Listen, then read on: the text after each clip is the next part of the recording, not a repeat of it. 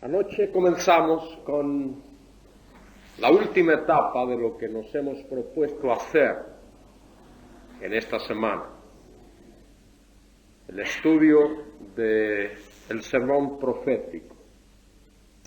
Hemos visto la introducción a este evangelio, sus peculiaridades, el sermón del monte, el pasaje maravilloso e importantísimo de las parábolas de los misterios del reino de los cielos, Mateo 13, y anoche comenzamos examinando algo, el sermón profético, el sermón pronunciado por el Señor en el Monte de los Olivos. Mateo capítulos 24 y 25.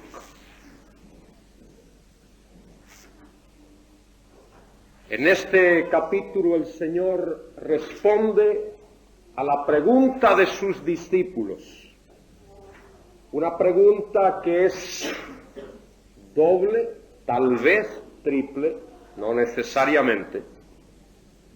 Los discípulos preguntaron al Señor en Mateo 24:3, ¿cuándo sucederán estas cosas? Jesús había dicho a los discípulos, mostrándole el templo de Herodes, templo maravilloso, construido por Herodes. El Señor les había dicho, ¿veis estos edificios? No quedará aquí piedra sobre piedra que no sea removida.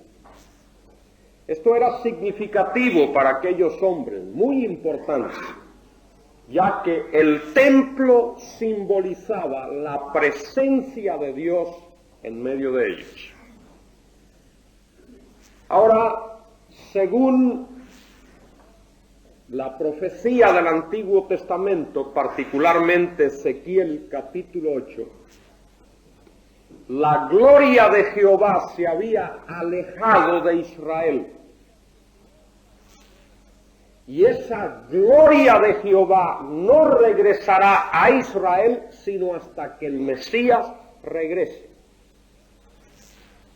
De modo que, aunque se había construido un templo por Zorobabel y Esdras, después del regreso de Babilonia, aunque ese templo había sido embellecido, ampliado, remodelado por Herodes, este es el templo del cual se habla aquí.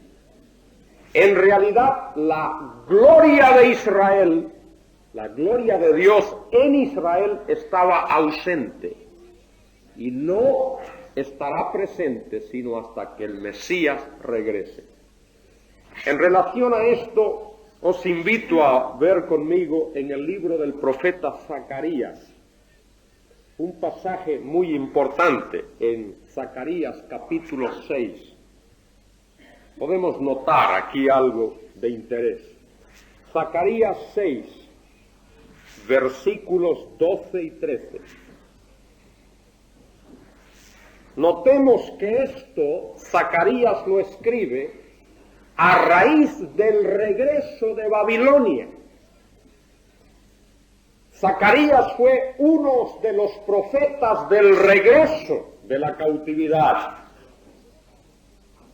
Y les hablarás diciendo, así dice Jehová de los ejércitos, he aquí el varón, el Mesías, cuyo nombre es el retoño, porque después de todo lo ocurrido, aparecía como si no hubiese esperanza, ni un tronco, ni un tocón para que de allí surgiese vida. Pero Dios dice, no es así. He aquí el varón, el Mesías, cuyo nombre es el retoño, notemos, el cual retornará de su lugar. Y ahora notemos, y edificará el templo de Jehová. La gloria de Dios se alejó del templo, Ezequiel 8, a causa del pecado, de la iniquidad, de la maldad del pueblo, por haber quebrantado el pacto mosaico, por haber violado la ley de Dios, por haber dado las espaldas a Dios, por haber vivido una vida de injusticia aquel pueblo. Y Dios alejó su gloria. Pero cuando el Mesías regrese, la gloria de Jehová regresará. Aquí tenemos la profecía. Notemos, y edificará el templo de Jehová. El próximo templo glorioso que Israel tendrá será edificado por el mismo Mesías cuando regrese. Notemos el versículo 13. Él edificará el templo de Jehová y él llevará las insignias reales y se sentará y dominará en su trono. Entonces, es muy importante esa expresión. Y habrá un sacerdote junto a su solio y consejo de paz habrá entre ambos. El Mesías regresará y cuando regrese habrá gloria para aquella nación y gloria universal. De paso, ya que estamos aquí en Zacarías, notemos el capítulo 8 y el versículo 3. Bueno, los 3 primeros versículos del capítulo 8 de Zacarías, por la importancia que tiene en relación con lo que hemos de ver en Mateo esta mañana. Vino a mí palabra de Jehová de los ejércitos diciendo, así dice Jehová de los ejércitos, he celado a Sión con gran celo y con gran ira la he celado. Notemos los dos aspectos ahí. El amor, la compasión, la piedad de Dios por Israel, pero al mismo tiempo el juicio de Dios sobre esa nación. Dice la Escritura, Jehová al que ama castiga. Y esa es una de las razones por las cuales Dios ha de traer juicio sobre Israel y sobre el mundo. Particularmente aquí en este caso sobre Israel. Pero eso no es todo. Notemos el versículo 3. Muy importante ese texto. Ese texto debemos de tenerlo marcadito ahí en nuestras Biblias, porque es muy importante. Así dice Jehová.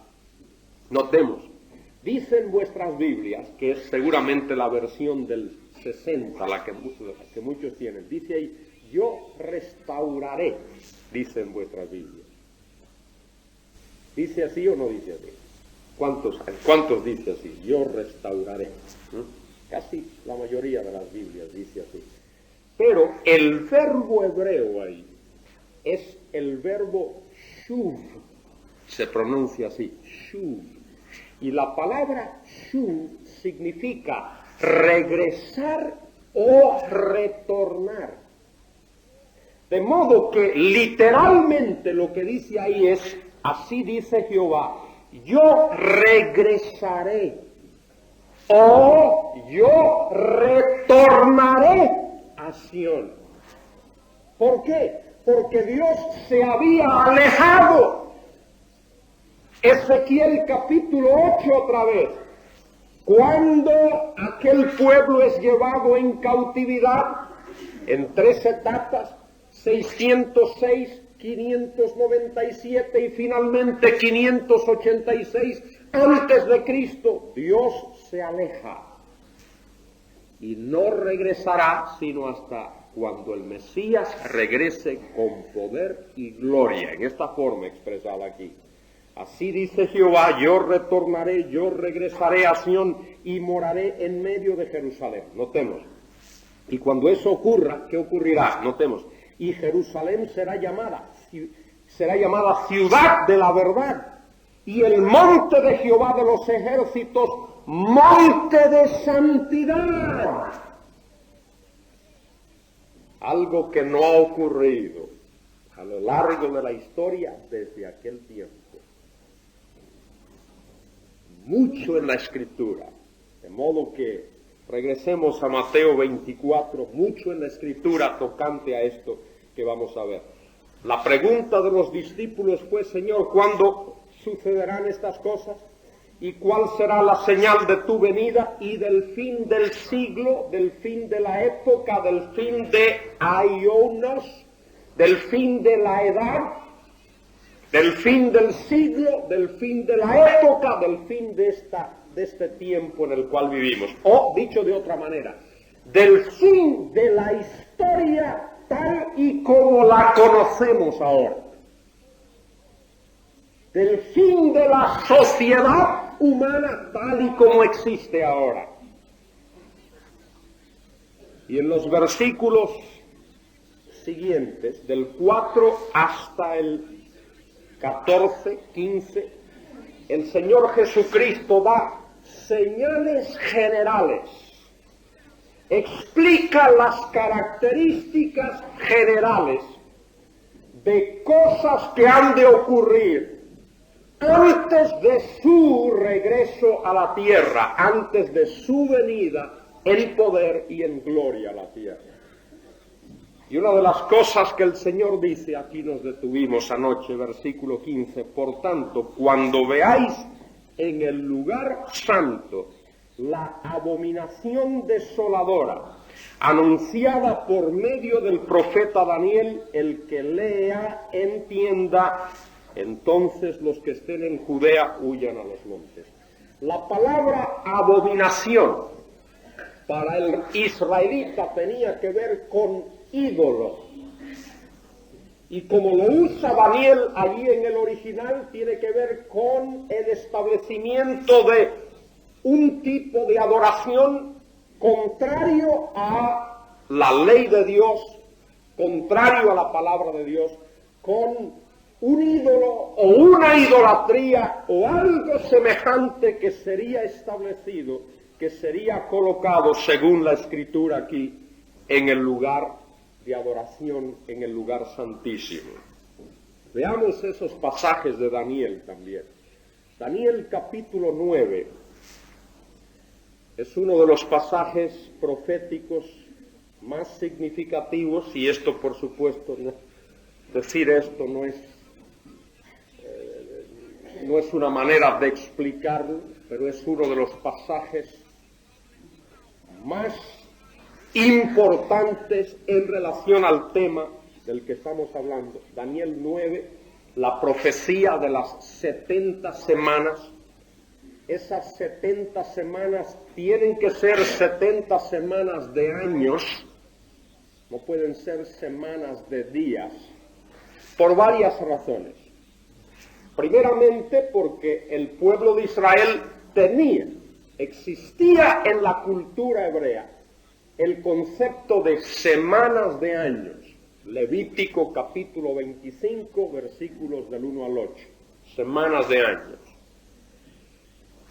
De modo que el precedente estaba allí. El año sabático era el séptimo año de un período de 7 años. Segundo, el hecho de que Israel estaba sufriendo cautividad en Babilonia. Y una de las razones era que había violado la ley del año sabático, el pacto del año sabático. Segunda de Crónicas, capítulo 36, versículo 21. Y otra razón poderosa es que 70 semanas, si fuesen de días, sería aproximadamente 1 año y medio. Y en 1 año y medio las cosas mencionadas allí en Daniel 9 era imposible que se realizasen porque tenían que ver con la venida del Mesías y lo que el Mesías iba a realizar. Otra cuarta razón por la cual esas 70 semanas de Daniel en el capítulo 9 son semanas de años es porque la palabra semanas aparece de nuevo en el capítulo 10 de Daniel. Allí se habla de 3 semanas o de 21 días Y cuando Daniel usa allí la palabra semanas, para distinguirla de su uso en el capítulo 9, usa la expresión semana de días. Mientras que en el capítulo 9 solo usa la expresión shabuim, semanas, unidades de 7, hebdómedas. En el capítulo 10 usa la expresión shabuim yomim, semana de días. De modo que por todas esas razones y por algunas otras que no podemos mencionar en esta mañana, podemos decir que Daniel está hablando y el Espíritu de Dios está revelando un periodo de tiempo de 70 semanas de años o de 490 años. Y en esas circunstancias, el Señor revela a Daniel lo que ha de ocurrir en ese periodo de 70 semanas de años. En el versículo 26 dice, y después de las 62 semanas, que en realidad, sumándole las 7 previas, son un total de 69, se quitará la vida al Mesías, y no por él mismo. Esa expresión significa, y no tendrá nada, es decir, todavía no habrá realizado el propósito para el cual él vino, el propósito de estas 70 semanas, y su fin será con inundación. Hasta el fin de la guerra durará las devastaciones, y hará que se concierte un pacto con muchos por una semana. A la mitad de la semana hará cesar la ofrenda y el sacrificio, y en el ala del templo estará la abominación horrible. Una expresión muy difícil de traducir del hebreo. Una posible traducción será, y con alas extendidas vendrá la abominación. Tal vez ahí se refiera a las alas del templo. Esa abominación sería colocada, sería puesta en el sitio del templo, en lugar del templo, es decir, en el sitio donde la presencia de Jehová era manifestada para el pueblo. Y allí encontramos la expresión, de modo que el uso que el Señor le da en Mateo 24:15 es precisamente el uso que Daniel le da en 9:27. La abominación desoladora, dice el Señor, cuando veáis la abominación desoladora de la que habló el profeta Daniel. Esa expresión también aparece en el capítulo 11 y versículo 31 de Daniel. Dice allí, y se levantarán de su parte tropas que profanarán el santuario y la fortaleza, harán cesar el continuo sacrificio y pondrán la abominación espantosa. Bien, volviendo a Mateo capítulo 24 y habiendo visto brevemente el trasfondo profético, el trasfondo histórico de ese pasaje. Dice el Señor, cuando veáis la abominación desoladora, cuando eso ocurra, en otras palabras, cuando ese personaje escatológico, cuando ese personaje, ese desolador, ese anticristo aparezca y ponga su señal, su símbolo en el sitio del templo, en el lugar del templo, entonces ocurrirá grande y grave persecución. Grande y grave persecución. El que esté en la azotea no descienda para tomar nada de su casa, porque la huida será muy, pero muy deprisa. Y el que esté en el campo no vuelva atrás para tomar su capa. Mas hay de las que en aquellos días estén encintas y de las que estén criando, otra vez por la premura, por la huida, por la persecución que vendrá en aquellos días. Y notemos, dice el Señor, orad para que vuestra huida no sea en invierno por la dificultad de viajar en invierno ni en sábado, por el hecho de que se permitía solamente andar cierto y definido trecho en sábado, porque habrá entonces gran tribulación. Y aquí tenemos la definición que el Señor Jesucristo da de la gran tribulación. Habrá en aquellos días gran tribulación, notemos, cual no la ha habido desde el principio del mundo hasta ahora, ni la habrá jamás. En aquellos días habrá tribulación sin precedentes en la historia. Aquí tenemos, hermanos, un ejemplo clásico para darnos cuenta de algunas verdades enseñadas en la Biblia y que para el estudioso de la Biblia, para la persona que estudia la Biblia, es importante notar esas características. Por ejemplo, en Mateo 24 y en Marcos y en Lucas, el Señor llama a ese periodo de tiempo la gran tribulación. Esa expresión así, la gran tribulación, no la encontramos, la expresión la gran tribulación, tal y como suena, esa expresión así dicha, no la encontramos en el Antiguo Testamento, pero sí encontramos la descripción de lo que ha de ocurrir. Lo mismo ocurre con la palabra milenio. La palabra milenio no la encontramos en el Antiguo Testamento. Aparece 7 veces en el capítulo 20 del libro del Apocalipsis. Pero eso no significa que la enseñanza tocante a un milenio no aparezca en el Antiguo Testamento. Así como la expresión la gran tribulación no aparece en el Antiguo Testamento, pero la enseñanza tocante a ese evento aparece allí. De ese mismo modo, aunque la palabra milenio no aparece en el Antiguo Testamento, la enseñanza tocante a ese periodo de tiempo se encuentra esparcida a lo largo y ancho del Antiguo Testamento. Quiero llamar vuestra atención a un pasaje en el capítulo 30 del libro del profeta Jeremías.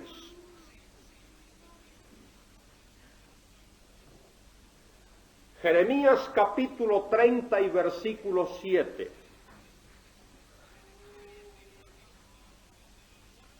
¡Ah, cuán grande es aquel día! Tanto que no hay otro semejante a él. Tiempo de angustia para Jacob, pero de ella será salvado. Ahí tenemos lo que Cristo llama una tribulación sin precedentes y lo llama la gran tribulación. Ahí está declarado. ¡Ah! ¡Cuán grande es aquel día! Ese día de angustia, ese día de tribulación que vendrá sobre el pueblo de Dios. Tanto que no hay otro semejante, es decir, no tiene precedentes en la historia. No hay otro semejante a él. Tiempo de angustia para Jacob, nombre dado a la nación de Israel, pero de ella será salvado.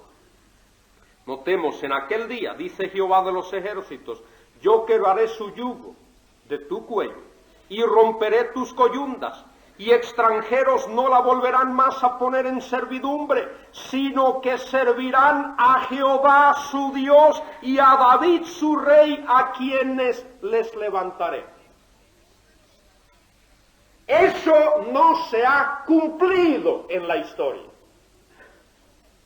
Un tiempo en el cual ese pueblo pactado por Dios, ese pueblo de Dios, haya llegado al final ya de sus tribulaciones, de sus persecuciones, de servir a pueblos extraños. Hay varios pasajes como ese en las Escrituras. Tal vez uno al cual podríamos hacer mención ahora es al de Zacarías capítulo 13. Zacarías capítulo 13.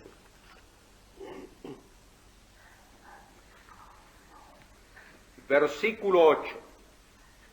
Zacarías 13:8. Y acontecerá en toda la tierra Podría referirse a toda la tierra de la Palestina o a todo el planeta.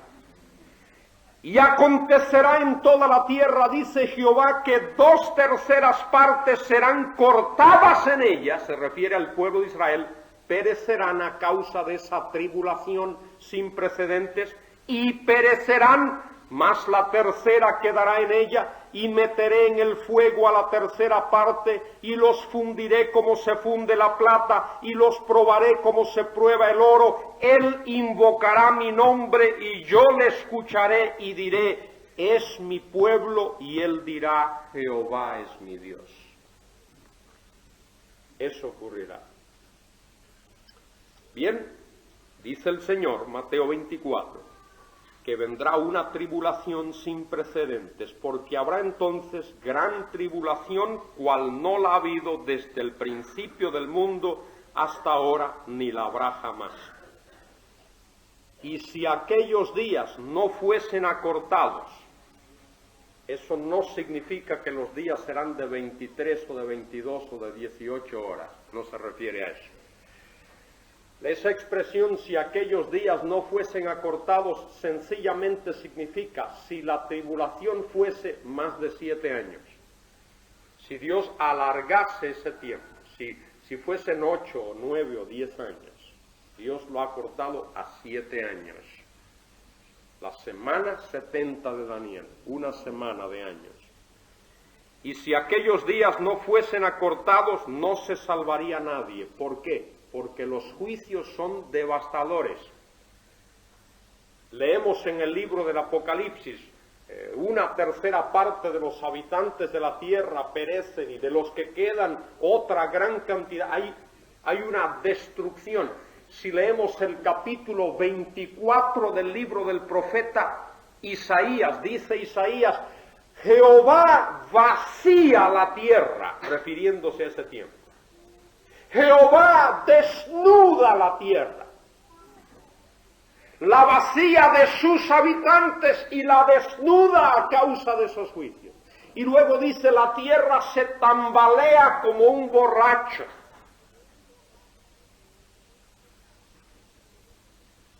De modo que si aquellos días no fuesen acortados, no se salvaría nadie. Mas por causa de los escogidos aquellos días serán acortados, porque habrá pueblo de Jehová salvado durante ese período. Pero si el exterminio continuase, si fuese total, aún esos escogidos perecerían también a causa de esos juicios. Entonces, si algunos dicen, notemos esto es importante,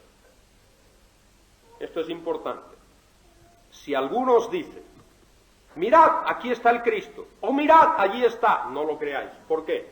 La idea de decir, mirad, está aquí y mirad, está allá, es algo como si ese evento fuese a ocurrir en secreto. Y eso es lo que el Señor está previniendo aquí.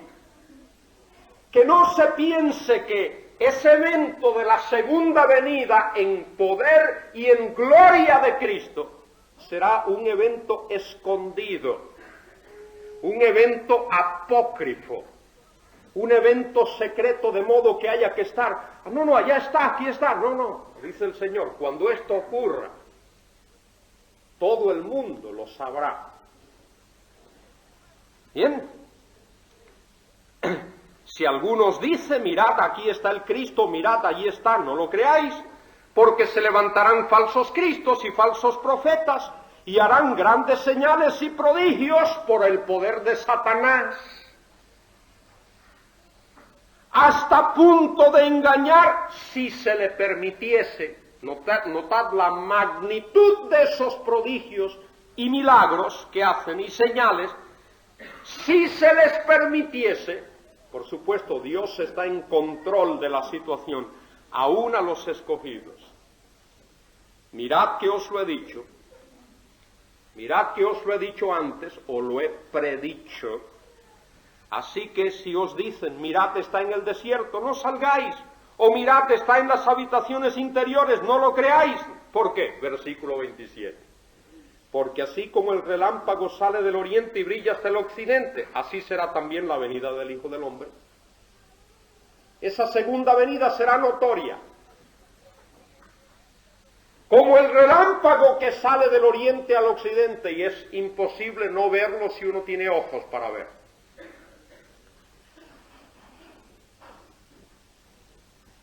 Porque donde quiera que esté el cadáver, allí se juntarán las águilas. Bueno, ¿qué significa esto?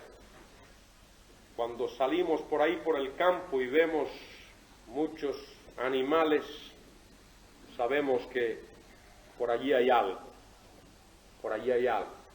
Dice el Señor, cuando estas cosas ocurran, estas señales que Él ha dicho, estas señales que Él ha descrito, esas señales apuntan, indican que ese día de su venida está cercano.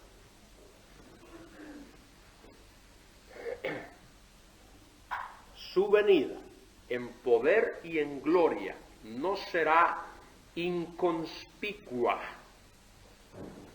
no será algo secreto, no será como su primera venida. Su primera venida fue así.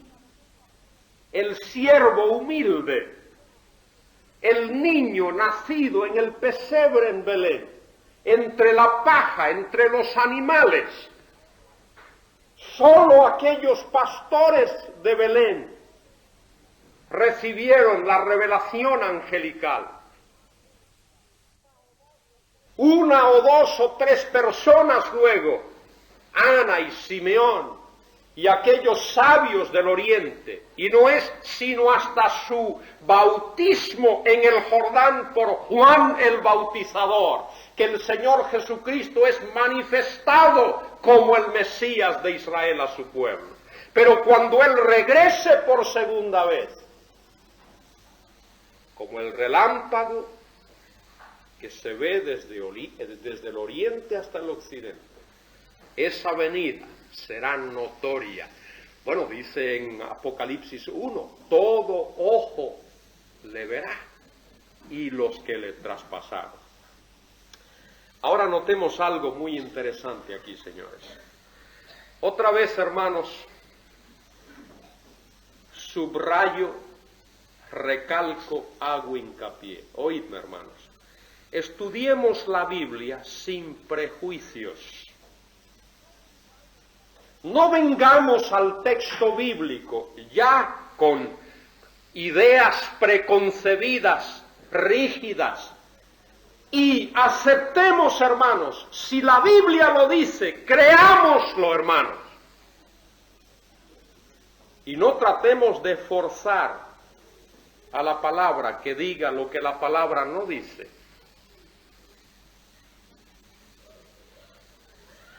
Aquí tenemos un texto muy interesante, el que sigue, el texto, versículo 29. Algunos dicen, esto lo he leído en libros, la única tribulación que Israel padeció, la padeció en el año 70. No habrá más tribulación para Israel.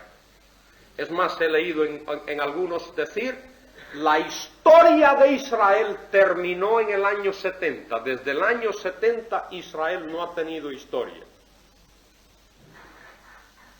Bueno, ¿cómo armonizamos eso de que Israel no tendrá más tribulación que la que sufrió en el año 70 y que no habrá más historia para Israel que la que vivió en el año 70? Con esto que vemos aquí en el versículo 29.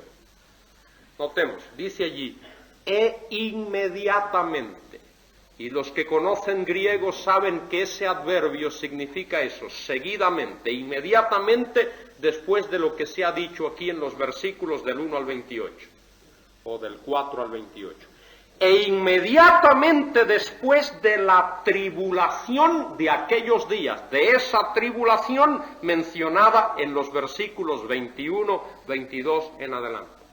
E inmediatamente después de la tribulación de aquellos días, ¿qué ocurrirá? El sol se oscurecerá y la luna no dará su resplandor y las estrellas caerán del cielo y las potencias de los cielos serán sacudidas. Entonces aparecerá la señal del Hijo del Hombre en el cielo.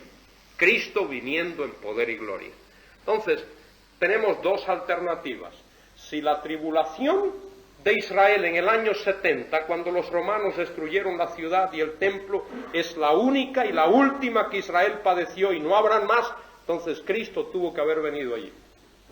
No hay otra alternativa que decir, si eso no es así, y evidentemente no fue, tiene que haber una tribulación futura para Israel, que ha de coincidir con la venida de Cristo a la tierra. Esas dos posibilidades. Si la única tribulación, si la última y grande tribulación para Israel ocurrió en el año 70, Cristo tuvo que haber venido en el año 70 y nadie se dio cuenta de ello. Si no es así, entonces tenemos que admitir, como lo enseña este texto, que habrá una tribulación futura que culminará, que terminará con la venida en gloria de Cristo a esta tierra. Y esto no tan solamente lo dice Mateo, esto lo profetizó Zacarías. Hemos leído ese texto, veámoslo otra vez, Zacarías 14. Este es un texto que por lo general se le pasa por alto, muy pocos tocan ese texto. A veces solamente aparece entre paréntesis por ahí, pero no se comenta. Veamos que esto coincide con lo dicho por el Señor aquí en Mateo 24. Fijémonos. Zacarías 14, versículo 1. He aquí el día de Jehová viene, y en medio de ti serán repartidos tus despojos, porque yo reuniré a todas las naciones contra Jerusalén para combatir, y la ciudad será tomada, y serán saqueadas las casas y violadas las mujeres. Por eso es esa huida. Y por eso dice las que estén encintas. ¿Qué más dice? Y la mitad de la ciudad irá en cautiverio, mas el resto del pueblo no será cortado de la ciudad. Después saldrá Jehová y peleará con aquellas naciones como peleó en el día de la batalla. ¿Y qué ocurre cuando eso suceda? Versículo 4. Y se posarán sus pies en aquel día sobre el monte de los olivos. Segunda venida de Cristo. La tribulación, Dios viene a defender a su pueblo personalmente y sus pies se posan sobre el monte de los olivos. Habrá una tribulación, la gran tribulación, la tribulación escatológica que culminará, que terminará con la venida visible en gloria, con poder para reinar de Jesucristo en esta tierra. Inmediatamente después de la tribulación de aquellos días, esto ocurrirá, y aparecerá la señal del Hijo del Hombre en el cielo. Entonces harán duelo todas las tribus de la tierra y verán al Hijo del Hombre viniendo sobre las nubes del cielo con poder y gran gloria. ¿Dónde leemos esto? Capítulo 7 del libro de Daniel. Vi a uno como el Hijo del Hombre que venía. ¿Y qué hizo el Hijo del Hombre? Tomó el reino y lo dio a sus súbditos.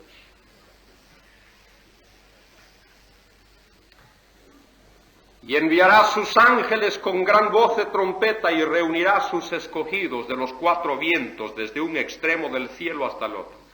Creo que este versículo, esos escogidos particularmente, se refiere al remanente judío, que ha de ser salvo y que ha de ser recogido. Digo esto porque esto cumple el pasaje de Deuteronomio capítulo 30. El Señor los recogerá de todas las naciones donde los ha enviado. Y digo esto porque durante ese período del reino mesiánico, el pueblo de Israel, la nación de Israel, reinará con el Señor en la tierra de la Palestina, y las otras naciones, los que sean salvos de las otras naciones, cada cual estará en su nación. Los que sean salvos aquí en España estarán aquí, los que sean salvos en Italia vivirán allí. Dice luego que las naciones subirán a Jerusalén para adorar al Rey en Jerusalén. De la higuera aprended la parábola. Cuando ya su rama se ha puesto tierna y brotan las hojas, sabéis que el verano está cerca. No creo que el Señor está aquí comparando a la higuera con Israel, aunque sería una posibilidad. Yo creo que está hablando generalmente. Está diciendo sencillamente que eso le ocurre a la higuera. Así también vosotros, cuando veáis estas cosas, conoced que Él está cerca a las puertas. Estas señales de las cuales se hablan aquí son señales que tienen que ver con la segunda venida en gloria de Jesucristo a la tierra. No son señales del arrebatamiento de la iglesia, son señales de la segunda venida de Cristo en gloria a la tierra. Así también vosotros, cuando veáis estas cosas, conoced que Él está cerca a las puertas. De cierto os digo, no pasará esta generación hasta que todo esto acontezca. Dos posibilidades aquí, que la palabra genea, generación, se refiera a Israel como nación. Eso es posible, ese es uno de los significados de esa palabra. Yo prefiero decir que es la generación, en el sentido real de la palabra, que vea las señales estas. La generación que esté viva, que esté viviendo cuando estas cosas comiencen a ocurrir.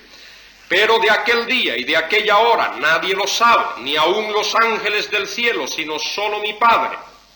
No sabemos, nadie sabe, Dios no ha dado fechas, es erróneo decir que será, diría yo, para ser un poquito más cariñoso, es lamentable que algunos se pongan a dar fechas. Esto ha creado confusión en muchos círculos. Alguien dice, el Señor vendrá, y la gente pues muchas veces cree todo lo que oye. Cuidémonos de eso, hermanos, cuidémonos de eso. Esto ha causado confusión. En el siglo pasado, para el año 1848, habían algunos que estaban dando fechas que el Señor venía y dejaron sus empleos y se vistieron de blanco y se fueron a una montaña como fanáticos. Y esto ha ocurrido a lo largo de la historia, algunas veces, de modo que no sabemos ni el día ni la hora, nadie lo sabe, Dios no ha dado fecha. Los que vivimos ahora debemos de estar esperando que el Señor llame a su iglesia en cualquier momento. Debemos de estar activos, haciendo la voluntad de Dios, planeando como si fuese a ocurrir de aquí a 100 años, viviendo como si fuese a ocurrir dentro de 15 minutos. Esa es la idea que la palabra de Dios nos da. Ahora dice el Señor una nota triste que encontramos aquí. Notemos, esto habla de la sociedad que ha de existir en esta tierra cuando esto esté próximo a ocurrir. Notemos, mas como en los días de Noé, así será la venida del Hijo del Hombre. Porque como en los días antes del diluvio estaban comiendo y bebiendo, casándose y dándose en casamiento, dándose en matrimonio, hasta el día en que Noé entró en el arca y no se dieron cuenta hasta que vino el diluvio y se los llevó a todos, así será también la venida del Hijo del Hombre. La sociedad en los días de Noé, una sociedad evidentemente materialista, no quiso creer el mensaje de justicia predicado por Noé por un periodo de 120 años, y solamente 8 personas, una minoría exigua, inconcebible, 8 personas en aquella arca y toda la sociedad de aquellos días perdida. Dice el Señor, así será. Lo hemos dicho varias veces desde aquí. Hermanos, escuchadme, hermanos. Esto es importante. La sociedad en la cual vivimos, no importa de qué nación, de qué país, Norteamérica, el Canadá, Europa, la China, Rusia, Suramérica, cualquier sitio del mundo. La sociedad, como sistema, está, usando una expresión, destinada al juicio de Dios. Y a lo largo de la historia lo vemos, y aquí lo vemos, el Señor lo profetizó. La sociedad que vivirá en la tierra antes de su venida será una réplica de la sociedad que vivió en los días de Noé. Comentábamos al venir hacia acá, por ahí por uno de esos campos, hay más personas sencillamente jugando. Está bien que sean de otra religión, de otro tipo. ¿Por qué no están adorando en su? No están allí jugando. ¿Qué quiere el hombre hoy? Jugar, diversiones, entretenimiento, satisfacer la carne, el cuerpo, satisfacer lo físico, lo material. ¿Qué quiere el hombre hoy? Acumular más y más y más y más. Y lo triste del caso es que muchos creyentes están siendo llevados por la corriente. En lugar de adorar al Señor, el día del Señor, están por donde quieran estar. Tienen todas las excusas habidas y por haber. Han trabajado toda la semana, han hecho esto y lo otro, quieren un día de descanso. Cada cual es responsable delante de Dios. No estoy aquí para juzgar, solo menciono lo que dice la Escritura. No se dieron cuenta hasta que vino el diluvio y se los llevó a todos. Y luego tenemos este pasaje que también ha sido mal interpretado, a mi modo de ver.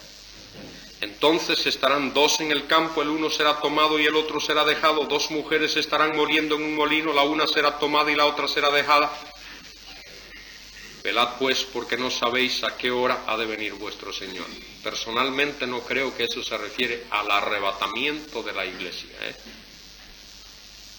Si eso se refiriese al arrebatamiento de la iglesia, entonces tendría que admitir que soy un post-tribulacionista, porque ya hemos hablado de la tribulación. Si hay cronología aquí en este pasaje, la tribulación ya pasó. De modo que si esto es el arrebatamiento, entonces la iglesia, tengo que decir, la iglesia pasará por la tribulación. Pero creo que esto se refiere, y hemos visto que el Señor viene a la tierra. Él ha venido, ya se nos ha descrito aquí, Él viene con poder y gloria. ¿Y qué hace el Señor? Cuando viene a la tierra encuentra mundo, gente, seres humanos, sociedad. ¿Qué hace el Señor? Separa a aquellos que durante ese periodo de tribulación han recibido su mensaje, su persona, han sido regenerados, convertidos. De aquellos de la inmensa multitud que hace lo contrario, rechaza al Señor, rechaza su mensaje. De modo que el que es tomado, no es tomado para ser arrebatado a ir con el Señor, es tomado para juicio, para ser destruido, para ser muerto. El que es dejado para que entre a reinar con el Señor. ¿Cómo, según las parábolas de Mateo 13, termina esta edad? Con ese periodo de tribulación. ¿Qué hay? Trigo y cizaña. Hay que separar el trigo de la cizaña. ¿Qué hay? Peces buenos y peces malos. Hay que separar a los peces buenos de los peces malos. ¿Qué hay? Levadura y masa. Hay que separar. ¿Qué hay? Ovejas y cabritos, y luego más adelante veremos que el Señor separa las ovejas de los cabritos. Eso es lo que vemos aquí. Velad pues, porque no sabéis a qué hora ha de venir. Comprended aquello. El padre de familia supiese la hora que iba a venir el ladrón, velaría y no dejaría que horadase en su casa.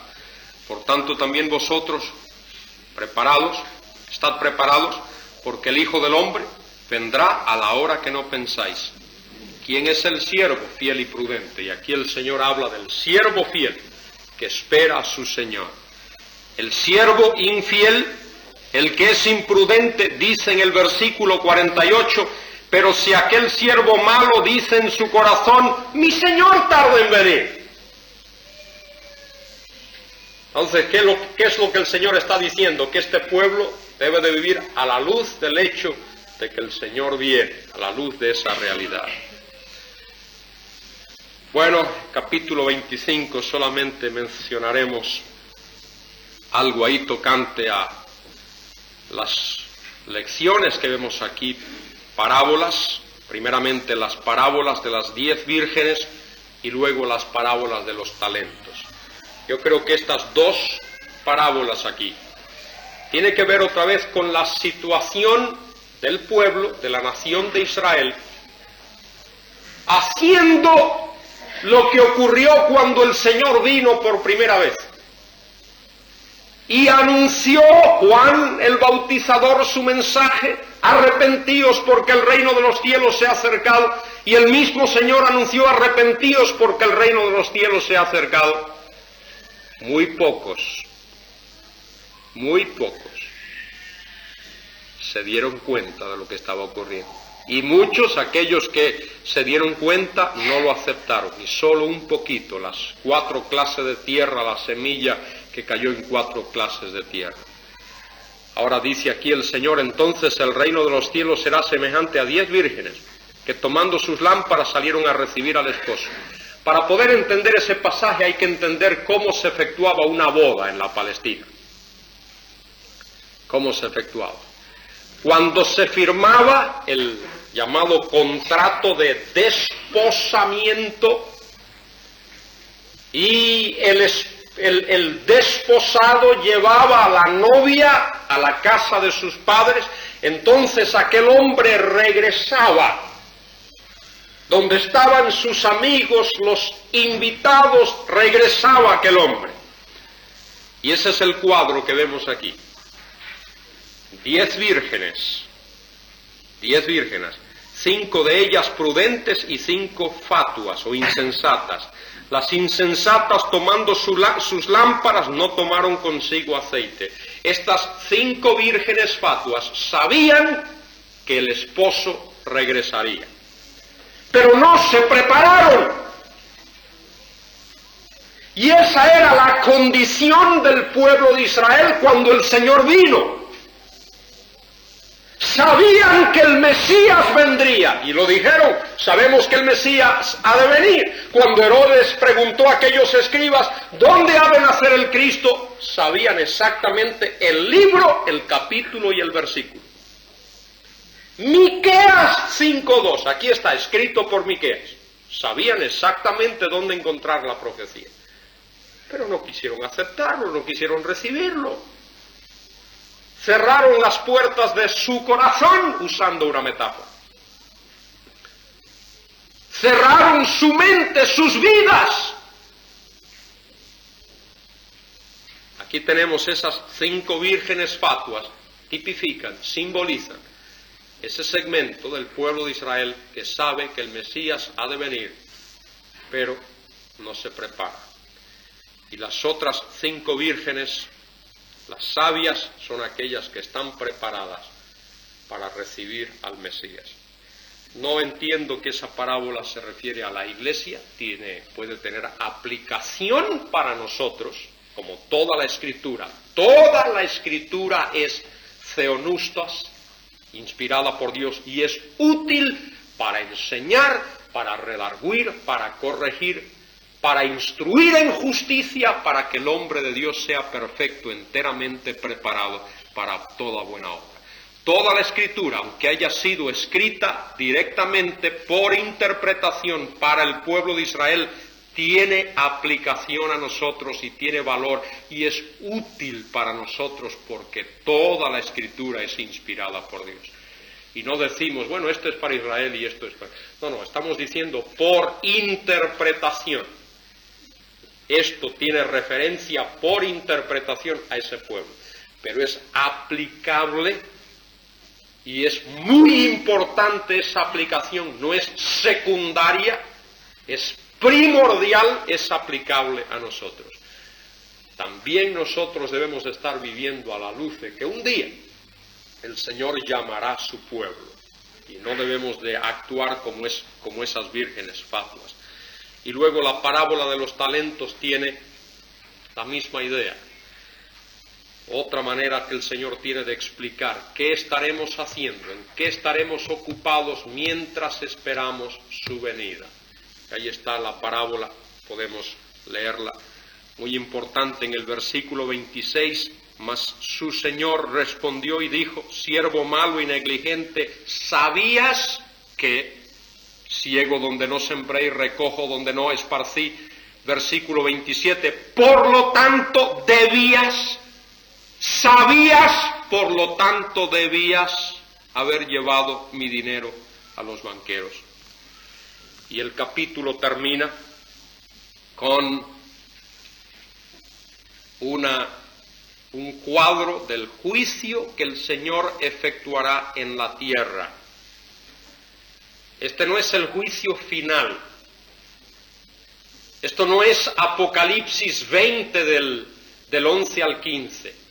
Este es el juicio que el Señor hará en la tierra antes de la implantación, antes de que comience su reino mesiánico. Habrá una regeneración del planeta Tierra. Por eso el milenio o el reino mesiánico se le llama la regeneración, palingenesia. Palín significa de nuevo, otra vez. Y la palabra genesia, engendrar, la nueva engendración o regenerar, la idea ahí, la regeneración. El Señor hará una cosa, el Señor limpiará este planeta en el cual vivimos. Como dice Isaías 35, el desierto florecerá como la rosa. Y por allá, por Murcia, donde no llueve mucho, habrá agua abundante. Y por otros sitios donde hay terrenos no fértiles, habrá mucha fertilidad. Toda la tierra habrá abundancia, dice el Señor. De modo que aquí esto se refiere a lo que el Señor hará en la tierra antes de comenzar con ese reino mesiánico, histórico, davídico, pactado, mediado. De modo que podemos ver, habrá una especie de paréntesis, por así decir, de preparación. Cristo viene, pero ya de inmediato no comienza el asunto, porque Él va a ejecutar estas cosas aquí. Cuando el Hijo del Hombre venga en su gloria y todos los santos ángeles con Él, entonces notemos, se sentará en, palabras importantes, su trono de gloria. Algunos dicen, Cristo ya está sentado en el trono. Ya está reinando ya. Bueno, otra vez las Escrituras. Apelemos a las Escrituras. Apocalipsis capítulo 3, versículo 20. Dice allí, Apocalipsis 3, 20. He aquí yo estoy a la puerta y llamo, si alguno oye mi voz y abre la puerta, entraré a él y cenaré con él y él conmigo, y al que venza le daré que se siente conmigo en mi trono, pasaje que acabamos de leer, así como yo he vencido y me he sentado con mi Padre en su trono. De modo que Cristo hoy está sentado con el Padre en el trono del Padre. Pero un día, cuando Él venga, Él se sentará en su trono. Lo vemos. Se sentará en su trono de gloria. Y serán reunidas delante de Él todas las naciones. Ahí es donde habrá separación. Y separarán a los unos de los otros, como se separa el pastor a las ovejas de los cabritos. Y pondrán las ovejas a la derecha y los cabritos a la izquierda. El rey dirá a los de la derecha, venid benditos de mi Padre, heredad el reino preparado para vosotros. ¿Os dais cuenta? Ese es el reino que Él anunció allá. Ese es el reino que Él predicó allá. Y que no fue establecido porque fue rechazado por su nación. Y no estoy diciendo ni sugiriendo que cualquiera de esas cosas fue fortuita. Todo eso había sido planeado y preparado por Dios. Y la cruz era inevitable. Cristo tenía que morir en la cruz. Primera de Pedro 3:20 dice, Él es el Cordero inmolado desde antes de la fundación del mundo. Isaías 53 profetizó los sufrimientos del Mesías. Salmo 22 también profetiza los sufrimientos del Mesías, de modo que la cruz era inevitable. Y que no entendamos todos los actos y todos los propósitos de Dios, eso es obvio. Pero lo que Dios nos ha revelado lo entendemos, si no en todo, por lo menos en parte. Aquí está. Señor hará separación. Venid, benditos de mi Padre, heredad el reino preparado para vosotros desde la fundación del mundo. Porque tuve hambre y me disteis de comer, tuve sed y me disteis de beber, fui forastero y me recogisteis, estuve desnudo y me vestisteis, enfermo y me visitasteis, en la cárcel y vinisteis a mí. Entonces los justos responderán diciendo, Señor, ¿cuándo te vimos hambriento y te alimentamos, sediento y te dimos de comer? ¿Cuándo forastero y te recogimos, o desnudo y te vestimos? ¿O cuándo te vimos enfermo o en la cárcel y vinimos a ti? El rey responderá y le dirá, de cierto os digo, que cuanto lo hicisteis a uno de estos mis hermanos pequeños, a mí lo hicisteis. Y luego dirá a los otros, apartaos de mí, malditos, al fuego eterno preparado para el diablo y sus ángeles, porque tuve hambre y no me disteis de comer, sed y no me disteis de beber, forastero y no me recogisteis, desnudo y no me vestisteis, enfermo y en la cárcel y no me visitasteis. También responderán diciendo, Señor, ¿cuándo te vimos, hambriento, sediento, forastero, desnudo, enfermo o en la cárcel, y no te asistimos? Él responderá diciendo, de cierto, en cuanto no lo hicisteis a uno de estos más pequeños, tampoco a mí lo hicisteis. E irán estos, notemos aquí, al castigo eterno, y los justos a la vida eterna. Gran pasaje de la Escritura. Creo que estos que entran al Señor, a la vida, entran a ese reino de gloria, son aquellos que durante ese período de tribulación no fueron injustos y perseguidores del pueblo de Dios, no fueron antisemitas, anticristianos, antidios, y aquellos que son condenados al fuego eterno son aquellos que sí fueron esas cosas, fueron antisemitas y anticristianos y antidios. Hay mucho, hermanos, que no entendemos, mucho que no entendemos. Mucho que tenemos que estudiar, mucho todavía que tenemos que profundizar. Pero en estas cosas y en todas las demás cosas, seamos fieles a la palabra de Dios.